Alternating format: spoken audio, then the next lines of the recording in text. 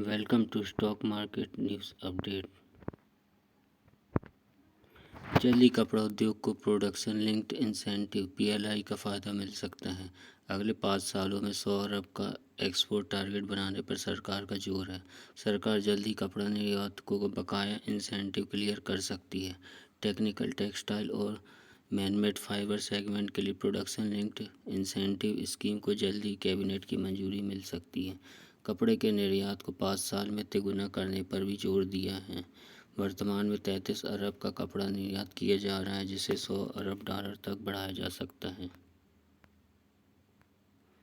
IRCTC special tour package लाने जा रहा है, जिसमें आप 17 दिनों तक भगवान श्री राम से जुड़े धार्मिक स्थल घूम सकेंगे। यह पैकेज 7 नवंबर से शुरू हो रहा है। इसमें आप रामायण सर्किट पर मौजूद सभी प्रमुख धार्मिक स्थलों का दर्शन कर पाएंगे। इस पैकेज में फर्स्ट क्लास AC लगभग 1 लाख रुपये और सेकेंड क्लास AC के लिए लगभग 80,000 रुपये की शुरुआती कीमत तय की गई है। इसमें आप अयोध्या, जनकपुर, वाराणसी, प्रयागराज, चित्रकूट, नासिक, हम्पी, रामेश्वर आदि जगहों के भ्रमण कर पाएंगे। सफ़र की शुरुआत दिल्ली के सफदरजंग रेलवे स्टेशन से होगी और वहीं से ख़त्म होगी।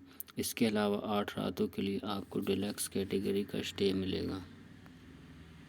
डिसेंट्रलाइज्ड फाइनेंस और नॉन फंगिबल टोकन्स में तेज़ी और इंस्टीट्यूशनल इन्वेस्टर की दिलचस्पी बढ़ने से इस साल क्रिप्टो करेंसी की कीमत में तेज़ी आई है। इसके अलावा ट्विटर इंक अपने टिप जार फीचर में बिटकॉइन टिप्स की अनुमति देने के लिए ग्राउंड वर्क की तैयारी कर रही है।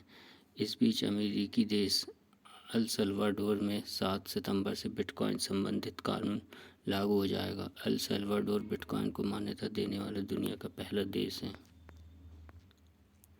Speciality chemical company Ami Organics का IPO अंतिम दिन 64.5 गुना सब्सक्राइब हुआ है।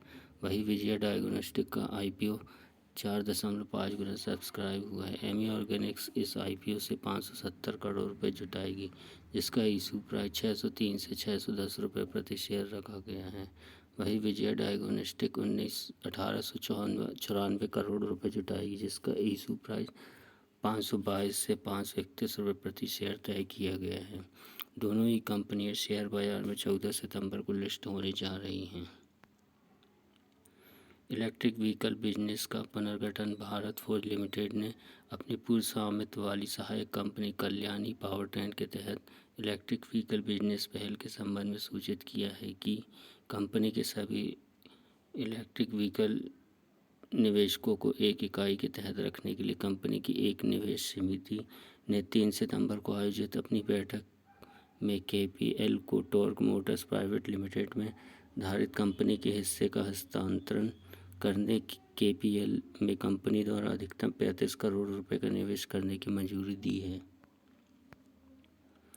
मोबाइल कॉमर्स को बढ़ावा देने वाली कंपनी बिकाई ने स्क्वेटा कैपिटल के साथ सीरीज फंडिंग राउंड में $10.8 मिलियन जुटाई है। इस फंड का उपयोग कंपनी की तरफ से अधिग्रहण, नई भर्तियों जैसे कामों के लिए खर्च किया जाएगा। कंपनी के को-फाउंडर और CEO ने बताया कि हमारा विजन हर छोटे व्यवसाय को उभरते ऑनलाइन बाजार में जीतने के लिए किफ़ायती उपकरण प्रदान करने सशक्त बनाना है।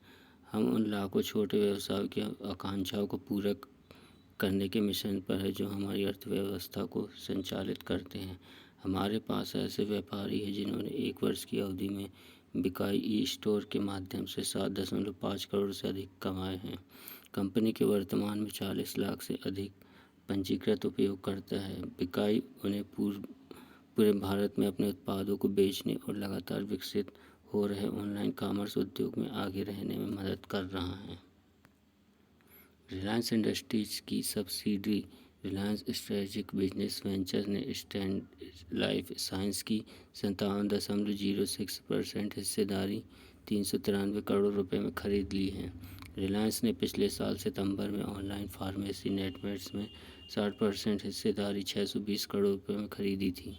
कंपनी ई-कॉमर्स में एंट्री करने और रिलायंस रिटेल की ई-फार्मेसी में पेट बढ़ाना चाहती है। डिजिटल हेल्थ केयर में अपनी मौजूदगी बढ़ाने के लिए company door to door marketing भी कर रही है, साथ ही हेल्थ कैंप भी लगा रही है। कंपनी फास्ट डिलीवरी पर जोर दे रही ताकि बाजार में मौजूद प्रतिस्पर्धियों से मुकाबला किया जा सके। सेबी ने 30 सितंबर 2021 तक निवेशकों से अपने पैन कार्ड को आधार कार्ड से लिंक करने के लिए कहा है। सेबी ने central board of direct tax (CBDT) की 13 फरवरी की तारीख की अधिसूचना का हवाला दिया है, जिसमें कहा गया है कि अगर 30 सितंबर तक पैन और आधार को लिंक नहीं किया गया तो पैन काम करना बंद कर देगा। अगर पैन नहीं होगा तो कोई भी ट्रांजैक्शन नहीं हो पाएगा। केंद्र सरकार ने हाल ही में ड्रोन से जुड़े नियमों को आसान बनाया है, जिसकी वजह से जैन टेक्नोलॉजी के शेयरों में ज़बरदस्त तेज़ी आई। सिर्फ 4 दिनों में ही जैन टेक के शेयरों में 60% उछाल आया है। उम्मीद है कि आगे भी कंपनी के शेयरों में तेज़ी बनी रहेगी, क्योंकि यह एक इकलौती लिस्टेड कंपनी है जो भारत में ड्रोन बनाती है। यह एक स्मॉल कैप कंपनी है जिसका मार्केट कैप 1222 करोड़ रुपए है। कंपनी को हाल ही में इंडियन एयरफोर्स से 155 करोड़ रुपए का ऑर्डर मिला है। Thank you for watching this video.